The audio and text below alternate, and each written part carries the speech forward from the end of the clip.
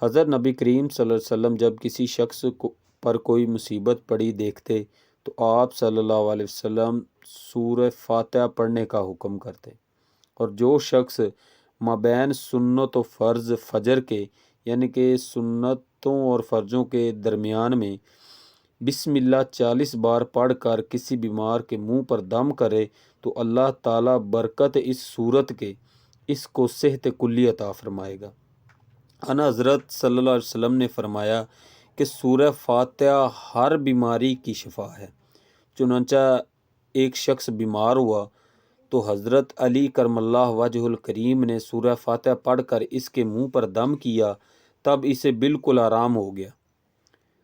تو اس کے نقش کو لکھ کر مریض کے گلے میں باندھنا باعث شفا ہے، اور یہ نقش آپ کی اسکرین کے اوپر ایک سائڈ پہ دکھایا گیا ہے، تو آپ اس کو نقل کر سکتے ہیں۔ تو اس کو نقل کر کے تو مریض کے گلے میں باندھ دیں تو انشاءاللہ شفا ہوگی۔ ویڈیو اچھی لگی ہو تو ہمارے چینل کو سبسکرائب کریں، ویڈیو کو لائک کریں اور شیئر کریں، اور بیل آئیکن دبانا بالکل نہ بھولیں۔ شکریہ۔